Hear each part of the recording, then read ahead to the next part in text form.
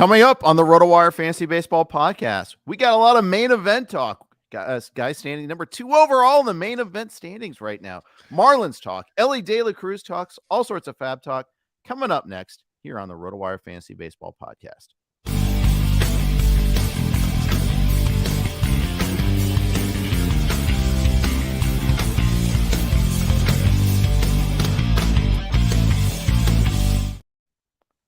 Hey, everybody. Welcome to the RotoWire Fantasy Baseball Podcast, brought to you by BatFlip, our new sponsor. Thank you for sponsoring us. I'm here with Mike Curlin, who you can find at Gaining the Edge. You can find him on The Athletic and on Fantasy Pros. You can also find him way at the top of the main event standings in the NFBC.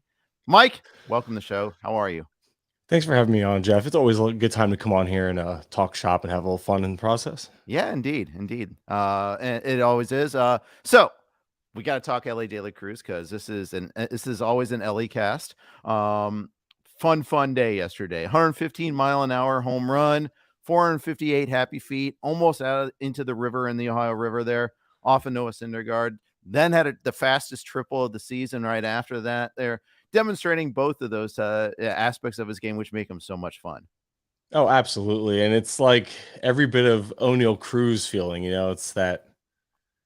Oh goodness, Yancey. Sorry, I saw the comment. Oh yeah, every bit of Hi Yancey. every bit of O'Neal Cruz vibes. The big power, the big speed, the stature. It just the lefty. It feels like the comp is. It just feels like the comp was made naturally, and they're both very young, exciting players in the same division. Mm-hmm. So it'll be a lot of fun to watch those two compete for what should be years on end. I don't know if either team's ever going to extend their guy appropriately, but that's another talk for another day, I guess. Yeah, it is. Say theoretically your name is Jeff and you have the hammer in one of your main event leagues. Are you using that hammer on Elly? Do you is this a max bid situation here where say you'll be left with $75 left in FAAB if you use the max? Would you do it there to make sure you got Elly De La Cruz? Or would you try to game the system a little bit, try to go like second place -10 or anything like that? How would you handle the bidding on him? It's tough. I mean, I think he's one of those guys that you treat with like if you have enough for one last big bid and not keep you completely empty the rest of the season, because we still have we have about 3.5 plus a little over 3.5 months left. Right. So you don't want to leave yourself completely barren. But I mean, I'm down to 240 after getting Royce Lewis last week, and even I'm bidding aggressively to a point I won't get him. I'm very aware of that, but even I'm still trying. So it's just one of those things where if I have the hammer, I'm probably this is one of those guys where you're getting an everyday player batting in the middle of the order, no platoon issues, huge upside and ceiling. Yeah, the floor is the fact that he's a rookie with strikeout issues in the minors, but you can't. It's the other stuff trumps that at this point in the year because you won't find this type of player. This isn't the type of player you're finding every week off the waiver wire. Like you at the beginning of the year where you find kind of like everyday guys off the waiver wire for a couple of weeks and they go, this is one of those few opportunities to really get that difference maker or potential difference maker. So this is that type of place where you make that move. I do think I would personally like to at least have $100 at the end of the day entering the next few weeks, because then you can kind of get into those dollar day bids, the $1 to $3 to $5 range, and kind of grind your way through up until probably mid to late July at that point. But you have to be comfortable doing so. And also it's very league specific. I look at FAAB, like you know what the market's going to do, but you also have to really look into the history of what your league's done to this point. Who's been very aggressive, who hasn't, and then you compare that with who has that money left, who doesn't, and then you can look at their bid history, because you can be like, well, okay, this person's won these bids. What's their average bid? What are they how high are they willing to go? Where are they usually at? And you can kind of get an idea of who's going to bid what based on that, assuming that track record sticks, because that's usually that's what we do in fantasy baseball or baseball. You take a look at stats, right. You try to track trends. You can I do. That's how I treat my FAAB in my league. So I look at I kind of take all this into account, knowing the market's going to be high on them. There's no hiding it. Everyone's going to be in, but you got to look at. I just think you take the time to really look deep into what your league has done to this point, and then assess the situation. You don't want to leave yeah, he's a difference maker, but if he flops or gets injured, then you leave yourself crippled, which is a risk with any big ad, of course. But I don't know. I think there's a way to maximize it to the best of your ability. It's just, but maybe you do this whole process and then maybe add 10% to that, thinking, okay, well, this should be safe, but let me add that 10% on top of what I think should be a good bid to really give a really good effort. But at the end of the day, leaving yourself with a few bucks with so much time left. There's still gonna be other call-ups. Maybe not to this effect. There's still gonna be other injuries and other stuff you got to be able to fill in for. You don't want to leave yourself not being able to do that because of just chasing one player. Yeah, this league has seen plenty of $300 bids already, and this season, I feel like this is true in almost all of my main event leagues and FBC leagues. Is people are spending in this league. I'm the only team that has slightly more than half of his or her budget to be from the start of the season. I'm at like 550. Second place is 458. So we're in the first week of June, and the league's used up more than half their FAAB. That's amazing. That's a great league. I feel like that's a sign of a really good league when everybody has been that aggressive so far to begin with. There, same thing is true in Scarf. Same thing. It's a lot of my leagues are like that this year. I feel like bidding has been high this year in my leagues all across the board. I think it's because it's instead of it being a Fabapalooza, it's been a weekly. There's been a name every week to go after, which leaves almost plenty for everyone to target.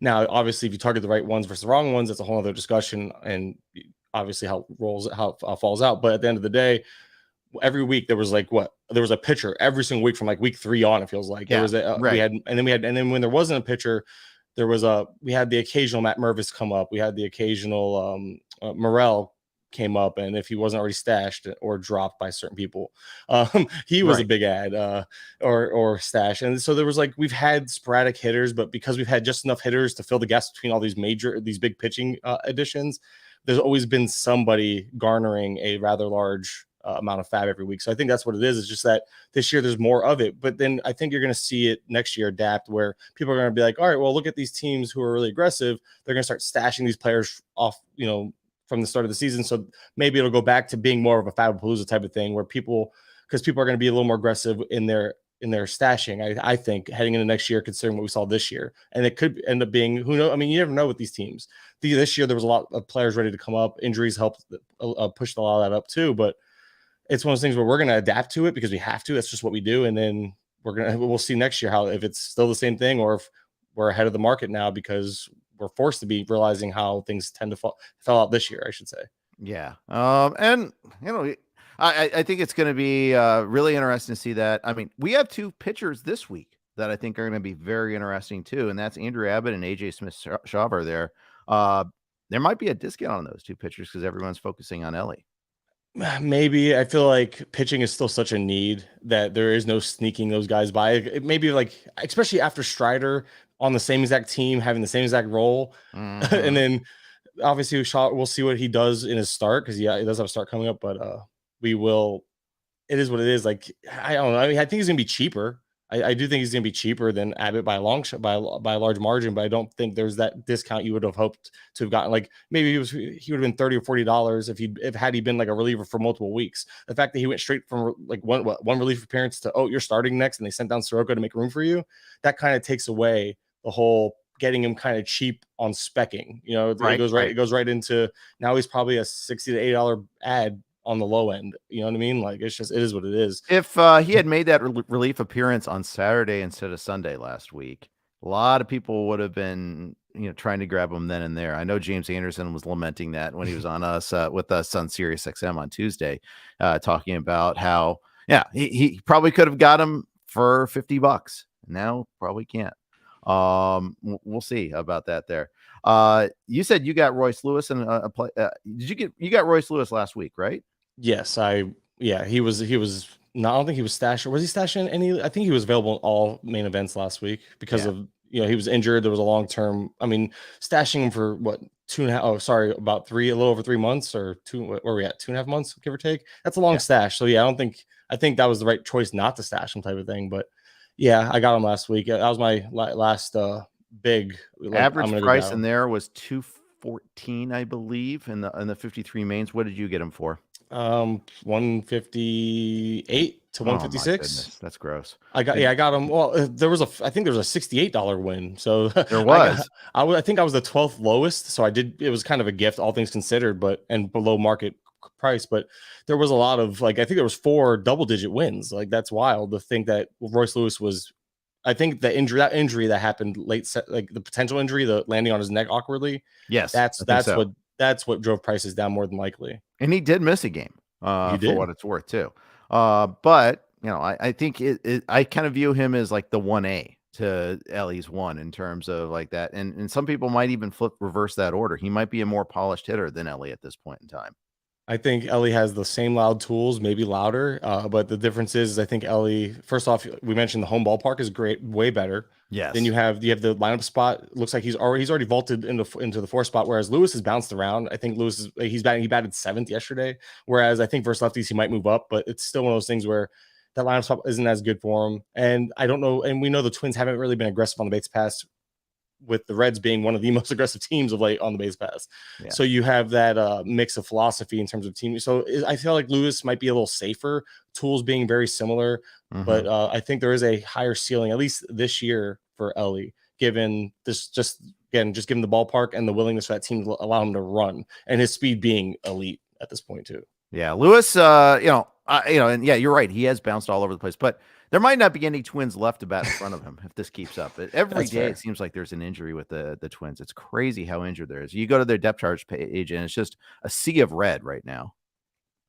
Yeah, it's a mess, and even with all that, Edouard Julien can't even hold a spot down because they refuse to DH him. I guess they don't want to DH him, but then the only spot they'll play him is second base. But Polanco's one of the only few ones healthy. Is Polanco just came back, and that's what's holding Julien back. And it's like Julien's getting that Olivares, Jared Duran treatment of like last few years, where they come up, go down, come up, go down, and then maybe next year's the year we should be in on them after like maybe a full off season. He'll start off kind of low in drafts, creep his way up, but we might have been a year early on Julien considering the usage of how they're so frequently just bringing him up, putting him back down type of thing. I mean, they're chock full of guys like that. Larnach's been up and down. Kirilov's been up and down. I mean, it's just, it's kind of wild to see that. But yeah, they do have Polanco back. Buxton shockingly is on the IL. Not shockingly, unfortunately. That was a fluke. No, it's not fair. He got hit in the ribs with a baseball. He got drilled in the ribs. Yep, I understand. But yes, we understand the risk with him. Absolutely. It's just one of those things where, what are you going to do? Like the one time he's actually staying healthy, they're DHing him to baby him. They're doing what the White Sox should be doing with Eloy essentially,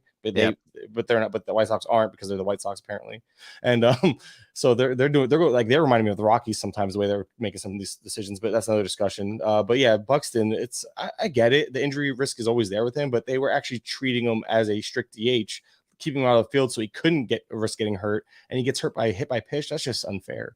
Like, come on. Yeah, exactly. Although in reverse fairness, he's also had a lot of nagging day-to-day stuff too with the quad and things like that before that. As soon as he started running again on the base, of course, every time he runs, he gets and then he has to rest for a week after that. There, but because they had the governor switch on him last year, and I thought they were going to do the same this year, kind of like the Angels and Trout for that matter. Trout's still fast. He just chooses not to run. And it's probably smart given his recent issues with one time it was like a hand. I know he's had a couple leg issues. So as he gets older, but that bat, he's so good he's still elite as a 4-category producer. So if Trout can prove health, he'll still be probably an early second round pick, even late first, like right around where Freeman was going. But Freeman's running, so maybe where Freeman was going this year, Trout will probably still hover around. I mean, Trout wasn't really much farther than that. I don't think he's going to lose any spots, but yeah, the running is done with him, which is unfortunate for fantasy purposes. But to keep him healthy, it makes him that fringe first round pick again. Yeah. I love how Trout had a stolen base in the WBC and doesn't have it in MLB. Thanks, guys. Appreciate you there. Where it matters. Yeah, I guess, or it's just, USA would allow him to run, but the Angels won't. Maybe that's it. But maybe he's under a strict prohibition. I mean, he did hurt himself sliding at second, so I get it. Yeah, that's why it's like, I'd rather him not run. I don't mind. I don't have him on the team, so if he wants to be aggressive, by all means at this point. Have at it, huh? Yeah. All right.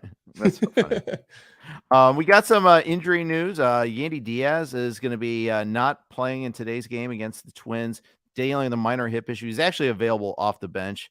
This is 2 days in a row where he's not in the lineup. Good thing about the Rays is, let's just have Luke Raley at first. We're fine. Who'd have thought Luke Raley was going to do that? I mean, I know the Rays do this every year right now, it seems like, but they're getting the best out of Luke Raley, and yeah, it's a strict platoon and all that, but I have this, and on top of it being a strict platoon for Raley, the Rays have done things like, they're playing 6 righties, but he'll start 4 out of 6 or 5 out of 6. So it's not even like he's getting every single. I mean, he will when he runs hot like this. Usually he'll play every day, but it's one of those things where Raley's it's frustrating. But at the same time, for years, and we still need to maximize plate appearances, but it's becoming so much more it's becoming so much more commonplace to have these to deal with these platoons and all that we really should be not only turning and burning a few final roster spots, but you gotta be okay with it. Like some of these guys are in such strict platoons that they're getting pinch hit for mid game coming in when lefties are starting. It's getting really, really bad. And obviously you want to limit your exposure to players like that. But when you have a player like Luke Raley, why would you? I mean, you would sit him if he had, like, say, Monday through Thursday, 2 out of 3 are lefties. I get that you sit him, but 2 out of 3 are righties.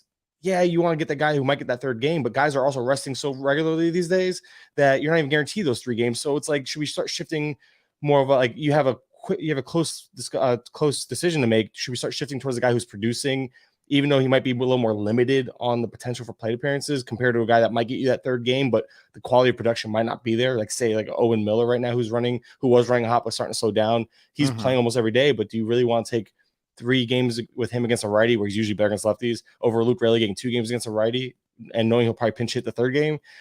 I honestly think, I know me, I'd probably still take the plate appearances, but I'm not confident in that decision because of how good a Luke Raley type is, even with limited play appearances. And Josh Lowe, look how good he's been. If you were playing, and he's been platooning, so how do you sit him with, even if, like, with the same idea, same question marks, he's been so good? How do you sit him and know you're starting him knowing you're taking a plate appearance? I lost your audio, Mike, for some reason here. Don't know if it's me or if it's you. So still talking here. You can hear me, obviously, because you're reacting. I hope everybody else can, but that's weird. It might be on my end. This happened to me the other day. Keep talking about your main event team. I will be right back. We'll talk about. I'll cue you up. I'll have you talk about a little bit about the Marlins going on, and we'll talk a little Luis Arias and his 403 batting average. Go. All right. So Luis Arias, first off, just legitimate. Like, gotta love what you're seeing here. He's a hitter's hitter. Luis Arias is a guy that you're gonna get the plate appearances, you're gonna get the batting average. But that's the problem. It's almost so empty, unfortunately. You would think the Marlins would be more aggressive with him on the base pass, but he often gets up with players on, actually, which is weird. But he's doing okay with runs and RBI, 26 and 30, not great, but not bad. It's just no power, no speed. He's so elite in one stat, he can carry you there. He has use in 15 teamers, but in 12s, even being so elite in one stat, it's hard to carry that the zeros in power and speed. That's really difficult. It's such a drag. So he's very team build specific, in my opinion, when it comes to Arias. So Arias is a guy that I'm not like I from real life perspective, he's great. It was a great deal for the Marlins. They have team control, etc. But in terms of fantasy viability, not expecting a whole lot outside of that batting average. So in shallow formats, I'm not huge on Luis Arias.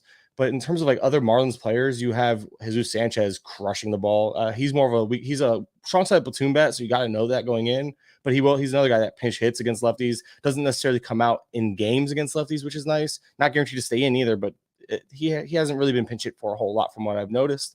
And he's hitting now middle of the lineup. And we saw how good Jesus Sanchez can be. Jesus Sanchez is an absolute. He crushes the ball. It's impressive how well he's hitting the ball. He's barreling it up well. There are some strikeout issues for Jesus Sanchez. So Sanchez, as great as he's been, you have to understand that he still will sit. So if you get like a heavy lefty schedule, you got to be mindful of Sanchez. Right. But you're getting the BABIP's not going to sustain 381, but the power has been legitimate, I think. And we all know how legitimate the power could be for Sanchez. We all know the barrel rate. He's barreling the ball well. He's hitting the ball hard. And we've seen how well he can run in that 1 year. What was that? I'm trying to remember the year that we all bought in because of how good it looked. And I think Sanchez is closer to that player than he was the player last year when he was struggling. So there's a happy medium here. I think that you ride it out. Of course, when he slows down, you could bench him, but I wouldn't be dropping. I'd be trying to hold on to him for the foreseeable future right now. I saw you pick up Sanchez in Yahoo Friends and Family. I dropped him from my main when he went on the IL.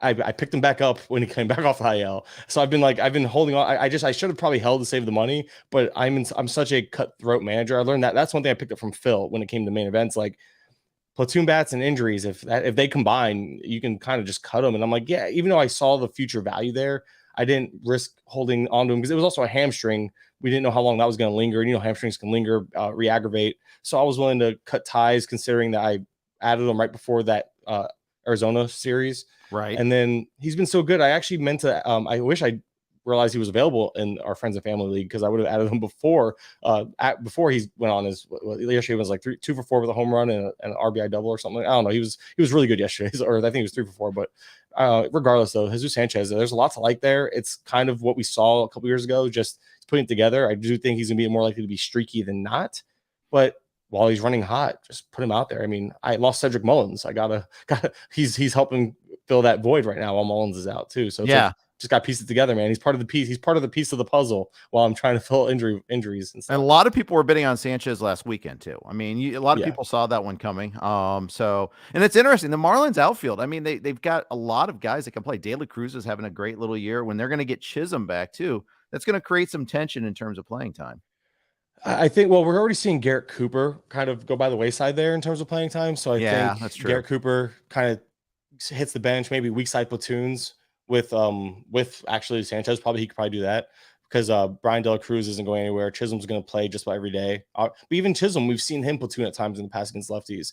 So I think I don't think it matters. I think both those guys are going to find a way in. Solera's going to play every day, but right now he's not healthy either. He's still on the thumb thing. So I think it figures itself out. I don't think the Marlins are going to stop playing one of their best hitters, but Sanchez's leash might just be really short. Jonathan Davis is playing every day for reference for the most part. So Jonathan Davis obviously goes by the wayside there. But Chisholm's going to come back, and I think that it'll just be obviously Davis out of the picture, and then Garrett Cooper remains more of this. Like, he started 3 in a row at one point, but then was sat yesterday. I don't know if I don't know if I'm trying to think the Marlins play today. I haven't finished my prep for the morning, but before that he sat 3 in a row. So his playing time's already kind of been fluctuating for Cooper, and Cooper's played 3 out of the 3 games he played, 2 out of 3 Soler sat for reference. So was Cooper playing because Soler was out?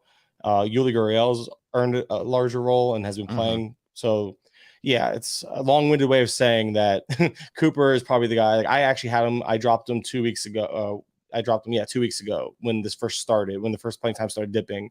And he's a guy that's great when he's playing, but injuries, and when he went on a little bit of a cold slide, that looks like he lost a little leash there. So he's hard to roster right now. Yeah, he is. I found myself cutting Cooper, like cutting and then adding and then cutting and then adding. He's been very frustrating all season long. And there's certain players that are like that. Okay, well, he's got a good schedule this week. These guys are out. We had the 7 games a week where they're on the road against the Rockies and the Angels. Everybody was trying to add him and other Marlins that week. That was the week that Soler went nuts. That was fun when the predictable Soler going nuts week actually happens. But Cooper is definitely very fun to roster there. All in all, the Marlins, I mean, they're playing some good ball right now. They're still, I think, second in the NL East and gaining a little bit. I don't get it. Yeah. If you play the run differential game, everyone thinks, okay, they're going to slide any moment now. I mean, they can't have this much amount of 1-run luck all season long, can they? But here they are. And they're now 7 games over 500 with a minus 24 run differential. Yeah, they luckily, surprisingly, the way they started, because they were actually starting kind of hot too, the Marlins, they had, I think, a negative 43 run differential while having a 500 record. So maybe that speaks to how well they're playing of late, because they were sustaining that near 500 pace, a little above, a little below, give or take, within like a negative 40 plus run differential. So for them to cut it in half, basically, they're working their way up. But it's okay. So the bats are clicking, the starting pitching is there, and they always produce decent starting pitching. That bullpen is horrendous, and that's kind of the issue. Now they get Puck back, that's going to help. Floro's hit or miss. But they need to go out and get more bullpen help I just don't know if they have the trade assets to do so. They don't have a whole lot in the minors right now outside more pitching. So we'll see how that works out for the Marlins. But I mean, with the expanded playoffs and all that, it's fun. The idea of the Reds and the Marlins competing is fun, but I almost don't. It's hard to believe. I want to root for the Reds. I want to root for the Marlins. I really do. It's just one of those things where better. It's like, do we really want to root for them? Because all it's going to do is lead to false hope and crushed dreams. Trust me, I know that all too well. But it's so weird to see a team with a good 1-run record and having a bad bullpen all at the same time. That just never happens. It's usually because of the bullpen is why they're doing well in 1-run games. But they're just this fluky nature here too. We'll see. Like, would you recommend, like, if Puck was dropped in any leagues, would you go out and get him, assuming he's going to be the closer the rest of the way? I think he's gonna be the strong side of like what's gonna be a committee, because I don't think Puck's gonna be. I think they realized they used him too much, and that's what caused the injury. They kind of just threw him out there every single time, and he is the best reliever on the team. He is. I still think he's going to end up. I think Puck is still going to end up being the guy most of the time, but I do think Floral's still going to factor enough to where he could be useful in deeper formats if you're chasing saves.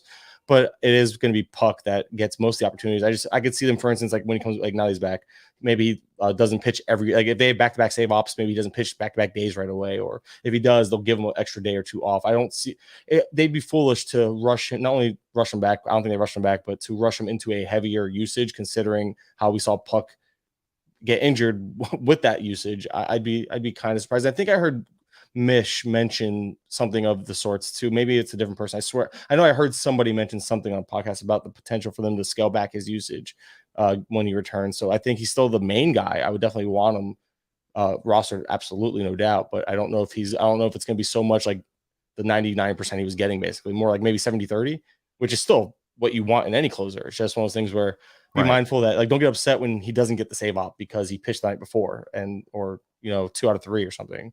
Yeah. For a while, it looked like Dylan Floro was a fun little ad, and then he gave you the big blow up in Colorado. He gave you another blow up last week. You paid dearly for those 7 saves. Yeah, and right now it's so unfortunate with how ratios have been this year for most of us that oh look, I have a good week of starting and there goes my reliever ruining it for me in one outing. And unfortunately, but that's the price you pay when you're chasing saves, especially in a year where people might have been taking it easy on saves because every year we find a handful that just, oh, look, this team's doing this 50-50 committee, or this team's doing this, or oh, this guy gets hurt. We've had one guy get hurt in Alvarado, one guy get hurt in Fair. So 2 guys get hurt because Alvarado and Fairbanks.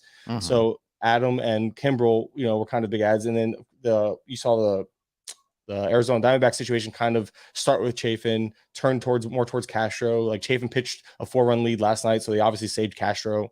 So if there's a save op, I would assume Castro gets a shot tonight, today. But at the end of the day, 3 scenarios this year so far? So saves have been kind of like, there, like when most of us entered the year thinking, wait, saves are supposed to be a commodity to easily get off the waiver wire, and that hasn't really been the case in most situations. You have the Dodgers who are constantly rotating guys, so saves haven't been what we anticipated. We anticipated certain players struggling too. What's his face over in Washington? I can't think of his name because I wasn't rostering. I refused, but he's been hit and miss, and even we expected him to kind of lose his spot, and he hasn't. So it's like, what the heck is going on? So yeah, I understand, but I think you kind of have to go shopping in these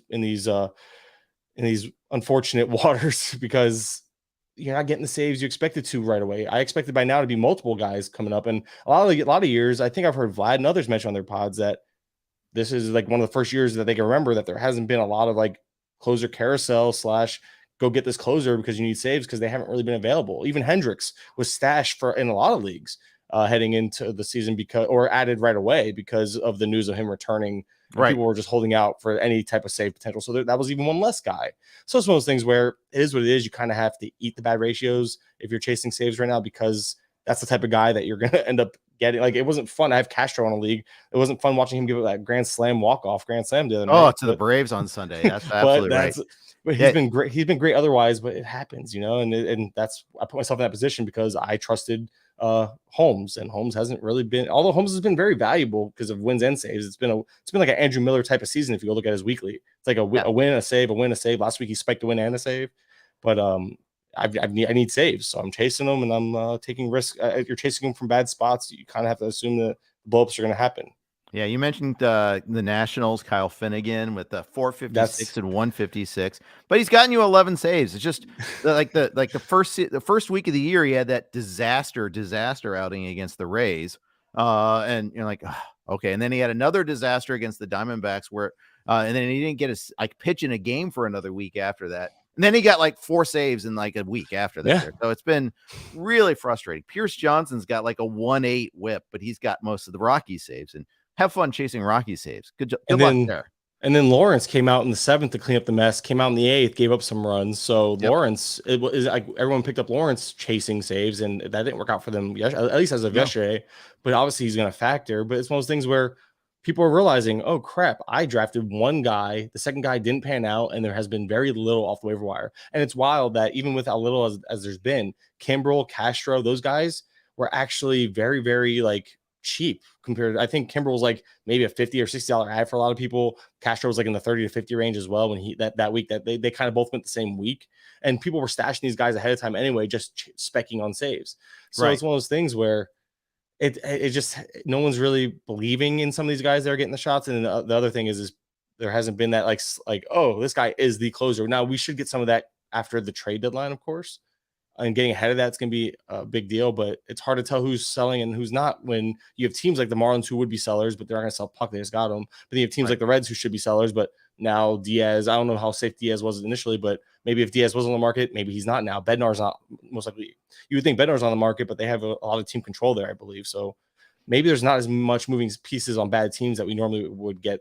But like the Royals, for instance, they've been linked to moving multiple guys. So the Royals are probably a good place to start looking and specking and yeah, but have fun with that. Good luck. Exactly. I mean, it's Taylor Clark basically if they move Barlow, because presumably they're going to move Chapman too, but we'll see about that. Yeah. One area where saves may came in the league if you drafted early is Will Smith on the Rangers. But you know, some people are drafting him once he got signed too, so you had to have drafted early to kind of benefit from that. But he's got 11 saves and good ratios, so that might be one. But again, that was right away, and he was, you know, good luck if you got him. Congrats. But there haven't been too many FAAB wins. You're absolutely right about that.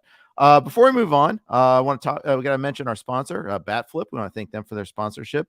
The team, Batflip, it's the team shuffling baseball card game and a gamer's love letter to baseball. Step into the role of the manager, build your team, shuffle it up, and deploy it in an action-packed 3-inning game.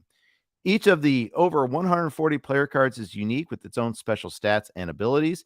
Each team has its own powers and strategy.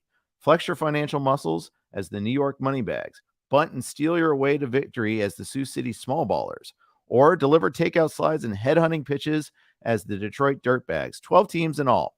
Batflip was designed by avid fantasy baseball players and made its pre-release debut at First Pitch Arizona in 2021. It's been played by the likes of Ron Chandler, Eno Saris, Ray Murphy, and Phil Goyette. Did you grow up collecting baseball cards? Do you collect them now? Then Batflip is for you. Do you like collectible card games like Magic the Gathering or the Pokemon card game? Do you like online card games like Hearthstone or Marvel Snap? Then Batflip is for you.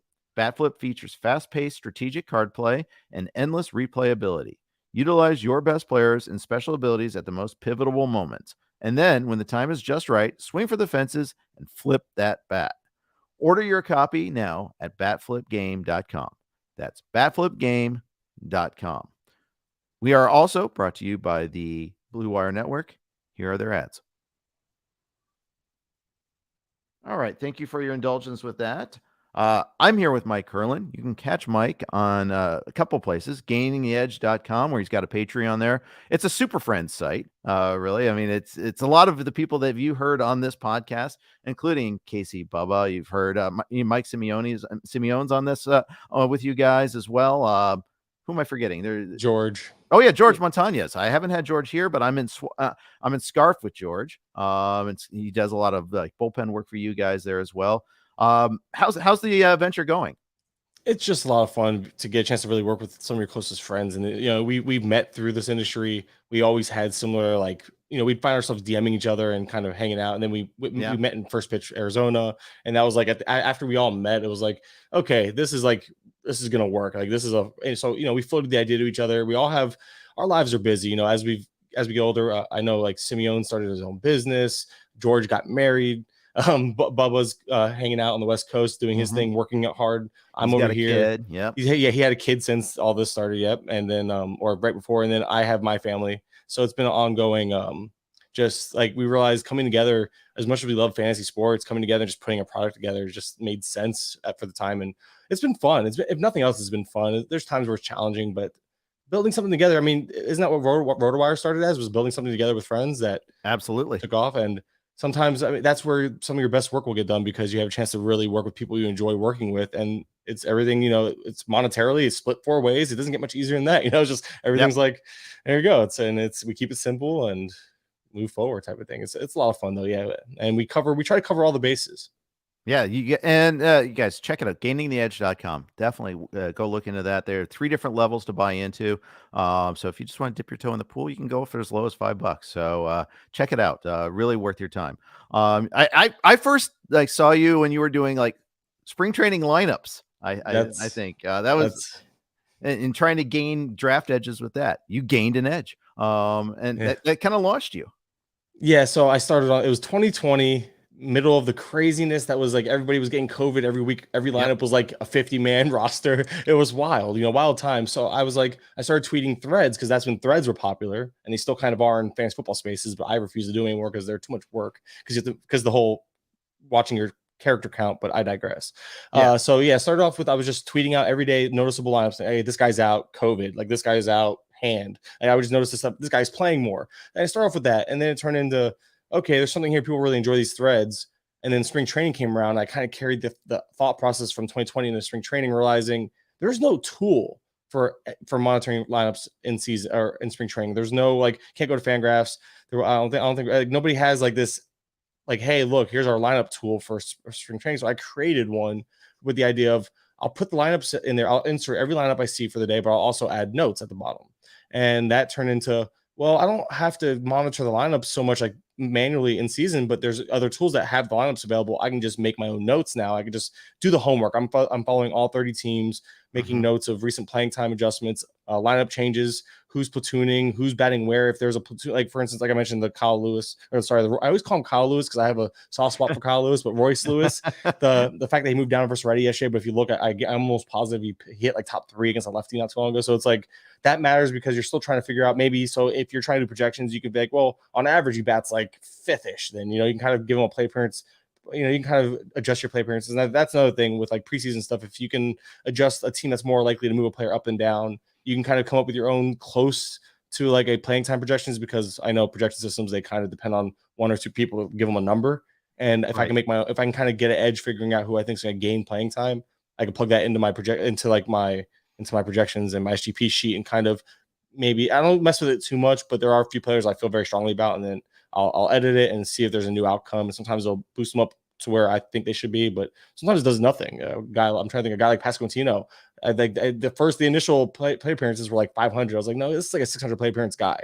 So I upped him, and it jumped him up the SGP sheet, but not as much as I thought it would have. So I was like, huh. So it made me recalibrate my opinion on him. But anyway, that's a whole nother. That's just part of the process. But yeah, so in season, I'm monitoring. So it turned into spring training, just watching playing time, watching what teams have, what their tendencies are with batting orders, watching who's getting the playing time and who's batting where, just to give you an idea of maybe entering the year. That's what led me to guys like Lourdes Gurriel Jr. So like that was a hit, but like there's misses too. You're not gonna hit all of them, but Lourdes Gurriel Jr. was a nice little hit, just seeing how they treated him compared and how they kept hitting him all spring. But so it starts there, and then in season it translates into me doing this for all 30 teams still, but now I'm adding in stats. I'm looking at last 14, last 7, trying to get like, okay, who's turning it around? Like, oh, Will Brennan was getting going. So I added Will Brennan in the main this week for $6 unopposed. And he went 3 for 4 and he started against a lefty, which was unexpected. But but then he went 0 for 4 last night. So I can't say it's a victory lap, but it's the goal here is to kind of identify who's playing well, who's getting that playing time, and then match that up with like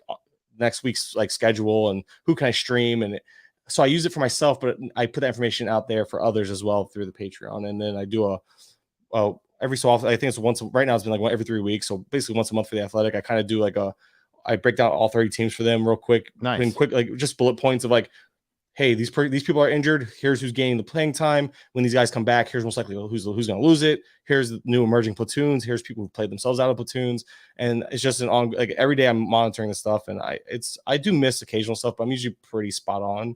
And it's like you mentioned, it all started from Twitter. It's just doing that, and it's turned into so much more than just who's hitting where. It turned into how can I make this into a not just a product, but also how can I leverage this into my own benefit. And it's what's keeping me really in tune with pretty much all the happenings of almost all 30 teams as best as I can for somebody doing it by myself.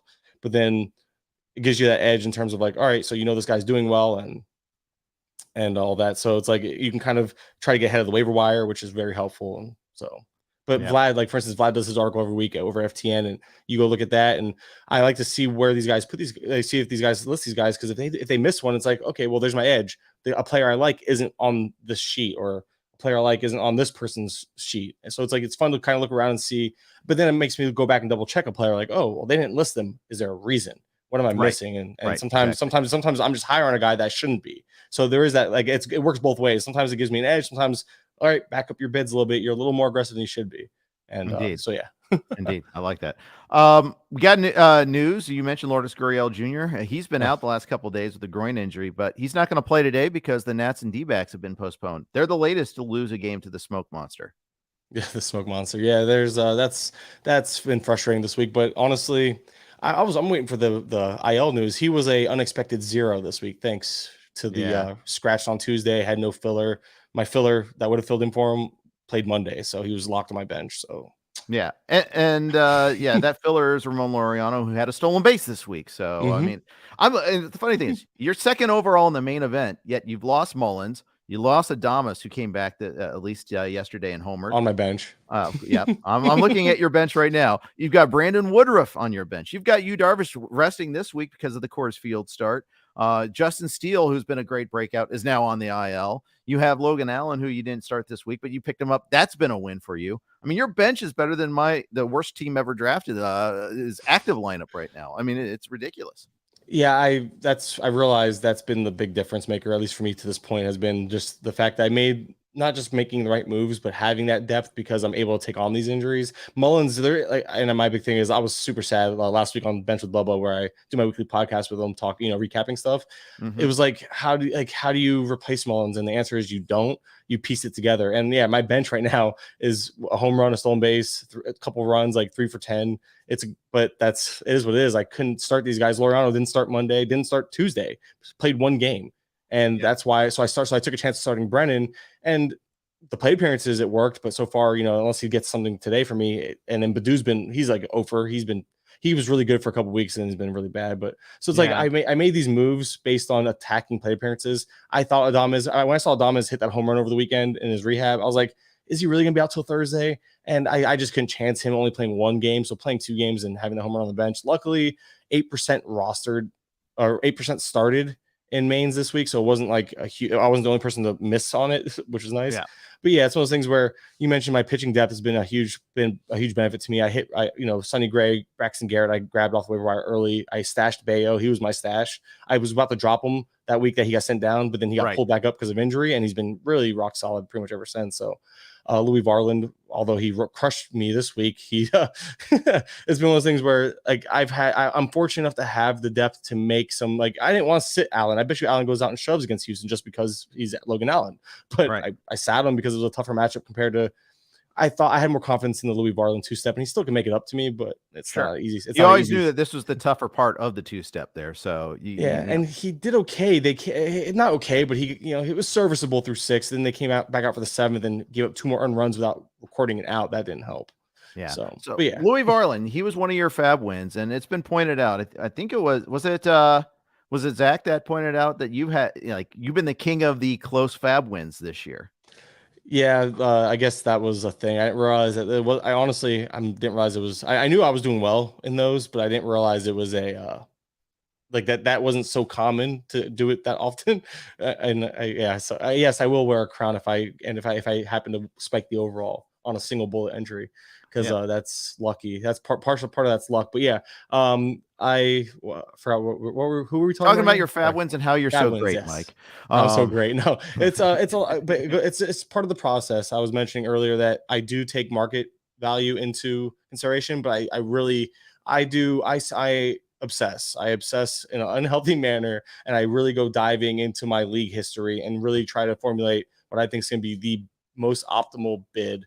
And even then, I've been way off on players. Like when I got Jesus Sanchez back on my team, I overbid on him by like $15, and it was like 19-5. It wasn't like 35-20. It was like I went double digits when he was a single digit runner up. So you didn't get that wrong though. The league got that wrong. That's the way I view that. And maybe so, because I looked at, I go back. What I do is I look at what I did and I look at market, and I'm like, okay, I was like right there in the middle of the market. But like for a guy like Nolan Jones, I was, I think, top 7 or 8 in bids. Like I bid heavier than most that week. I was like towards the top of that one. So one of those things where it's like I try to gauge I have a hard time with some of these players that like or towards that bottom of like waterfalls for people, because some players in my league are a little more aggressive than others with those guys. So I bid aggressively on some, but then like this week I really wanted Joey Weimer. Somebody dropped him before he kind of got going last week, or was like in the middle of getting going the weekend before.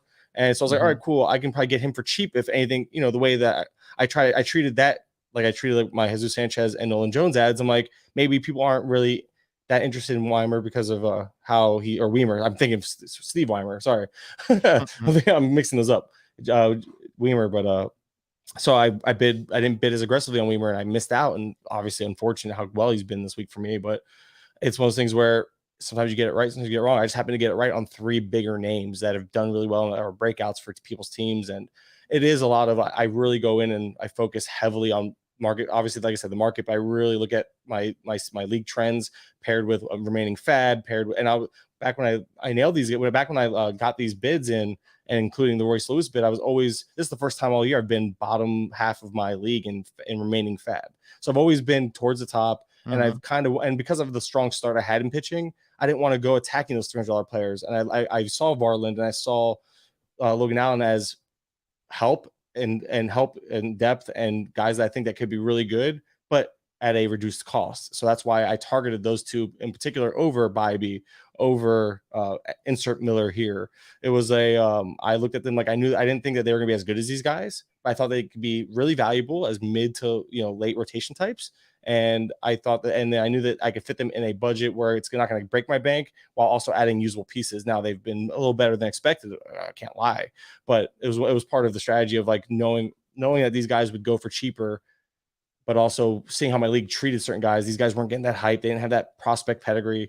I knew that I mean, landing on the prices I did, that was very fortunate, but at the end of the day, it was a calculated risk in terms of trying to be cheaper, and it paid off. And then that led me to having money to go after Lewis, and then knowing my league, knowing who was left in my league and how and their spending habits allowed me to get Lewis kind of on what would be considered the cheaper end of the spectrum, all things considered too. So it worked out in this case. It won't always work out, I'm aware, but I'll take it.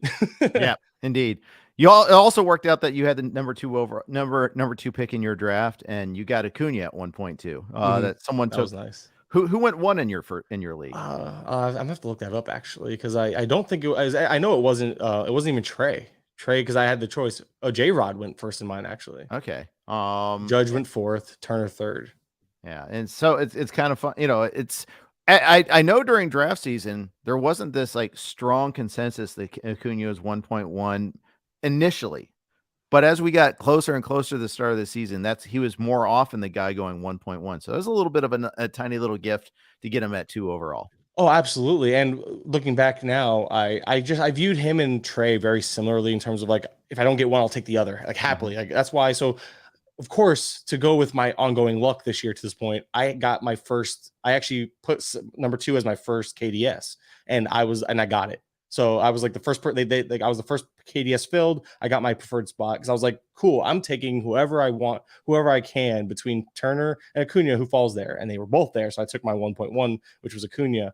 But I didn't think it was going to be this much of a disparity. I still think Trey Turner is going to be fine. I think he's going to turn it around. We saw him kind of have home runs the other day. So hopefully he's getting going. But not for me, but hopefully for others. Like you guys can root for him. I don't have to, but right. Exactly. I have. But Turner was a guy that I considered strongly there, and I was like, I'm just gonna go with my guy here, and I took Acuña. And I looking back, I'm like, thank goodness. But there's other guys that are like, yeah, if you look at projections and other stuff that other sheets and whatnot, that it wasn't supposed to be close. And I'm like, maybe I overlooked that aspect of, because I do weigh in projections now more than ever, but I still don't. It's not the holy grail for me. It's still part of the puzzle, and I probably ignored what that was telling me, because I still had Trey up there, even though I'm pretty sure Judge was up there with Acuña over Trey, and I just wasn't doing that because I didn't trust Judge. And obviously Judge got injured, but even with the injury, and then a setback earlier in the year with a little minor injury, he's been every bit of worth the first round price tag. For sure. But yeah, at the end of the day, Acuña at 2 ended up being quite the deal. But hey, I followed that up with Braxton, not Braxton Garrett, with Brandon Woodruff in the second. So it wasn't like I nailed the first 2 rounds, Yeah, that's the thing. Even the very best teams have things that go wrong. Sometimes they're even egregious mistakes. Sometimes it's bad luck. In the case of Woodruff, and that you gotta, everyone has some share of bad luck you have to overcome. That's for sure. Oh, absolutely. Yeah. Before we get out of here, a couple of guys I want to highlight from your team that have been, I feel like, big keys to your success. Matt Chapman is the king of the hard hit rate. And then Josh Young has been every bit the fulfillment of the prospect that we thought he might be, and then some so far this year. Yeah, so Matt Chapman, I feel like every time I watch or I look at his box score on Savant, I see he's like 3 hard hits, 0 for 3. What's going Yeah. on? And I'm like, maybe there's some bias there, but I'm like, I swear it's at least 2 hard hit batted balls a night, and he's like 1 for 3, 1 for 4, 0 for 2, like with 2 walks. I'm like, what's going on here? So I'm thinking there's some bad luck there, but Chapman was never going to be what we saw him be in March or April, April that month. But I think that there's a hot run in there again, if he can find some of those gaps. And then Josh Young, it really was a matter of, I think the SGP sheets really liked him, but also I'm like, he's in that discussion of post hype prospect sleeper, that like he's in that discussion with Josh Lowe in terms of just a guy that was like a super highly thought of prospect that has this pedigree, has this upside. He's going to play every day. And in spring, he was like batting 5th or 6th. I'm like, all right, cool. So he can still work his way up the lineup, and then he's obviously settled on 5th. And I'm like, I just love the price. And it's funny because I got really upset in the draft because I got Sean Murphy as my catcher 1. And obviously you can see I'm playing catcher 2 roulette off the waiver wire with Miguel Amaya up there right now. But I was actually the round I was targeting Jonah Heim, I got sniped by Heberlig. And then that's where I was like, well, I'll take Josh Young because those guys were kind of my 1-2 in that space. So it was one of those that I got sniped, and either one would have worked out for me happily. But I honestly, looking back at it, I almost wish I got Heim just because I think it's harder to come up with a catcher 2 than it is to come up with a CI. But I'm not going to argue with the results. I mean, it worked out either way. But yeah, those two, Chapman starting off as strong as he did, and then Young keeping it going. And then Gurriel super late was really nice with how he started, but now he's obviously can't. Apparently his groin hurt out of nowhere. I have no idea. Josh Naylor was that one caught me off guard too. I have him in like some draft and holds early on in the season, and I wish I had more of Gurriel, but so be it there. We got a couple minutes left, so we'll hit up a couple questions real quick. Disco Dave wants to know about Josh Young. Would you rather have him or Nathaniel Lowe for Josh Lowe? I guess he wants to trade for Josh Lowe. So which of those two would you rather trade, Young or Nathaniel Lowe? But I'm biased here. Yeah. If you want to, I think this is I don't know if I'm even like, why. I guess if you need speed, I'm trying to think, because I feel like these guys can all be put in the same conversation. No, like, yeah, I know Josh Lowe is really good, but he's still a platoon bat. I don't know if I want to give up a guy who's a full-time bat for a guy who's platooning, even as good as he's been. I don't know if I'm trading either one of these guys for Josh Lowe. And I really do like Josh Lowe. I know he's slowed down a lot, and the playing time is always going to be a question the rest of the season. I don't know if I'm trading either for Lowe right now. All right, fair enough. James says, thoughts on a Roto League regarding a backup catcher, the Rockies' Elias Diaz, or exposure to the Rangers lineup with Mitch Garver? Is Diaz still hitting like unbelievably well? Because that was a thing for a little bit. Garver, I like the idea of Garver. Diaz has slowed way down. He has 1 game with a hit over his last 6. These guys are interchangeable. Diaz when he's in cores, but Garver, if you want to take, like you said, you want a piece of that lineup. I still think Diaz I would probably take in a vacuum, but he's not producing right now. So if you want to take a shot on Garver, go for it. But Garver, how long until he's injured again? You know what I mean? That's where he's there. So Diaz, if you want to bet on, I would just probably take Diaz, bet on cores, bet on that hot run he had, see if it comes back. He's batting in the middle of the order for the most part too. So yeah, I mean, Diaz is doing this year what I thought he'd do last year. Yeah. So I didn't have a whole lot of him this year. I mean, it's pretty much a straight home road split for him. 1032 OPS at home, 620 on the road. I mean, yeah, it's still better than Garver lately. So I mean, just stream him if you can at home. I mean, this was a great week for Diaz, obviously, being at home this week. But that's the tricky thing, and it's tough to get like full on like a full home week from the Rockies. It just doesn't happen that much. It's weird. It's happened 2 out of the last 3, but before that, it was like half week. It was really frustrating. So this has been the first little run. I don't know how the rest of the season shakes out, but I know like this week was all at home. Last week was all on the road. The week before was all at home. And that was the first time that had been the case this year.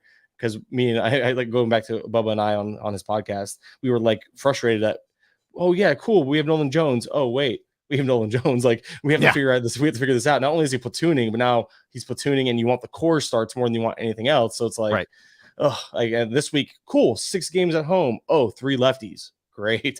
Like, oh man, Maybe he'll come in as a pinch hitter and he'll still that's do why. And I damage, started him for the first half of the week, and he's gone 2 for 8 with 2 stolen bases and a home run. I'll take it even if he sits today.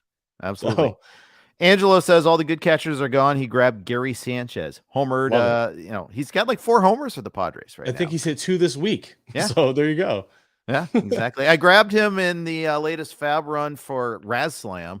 Where you have 2 FAAB runs all season, and so I needed one more catcher. Had Campusano. I saw he was one of your 2. I loved him. Catcher stabs. Loved him. Yeah, I did too, but had to say goodbye to him because basically the Padres have.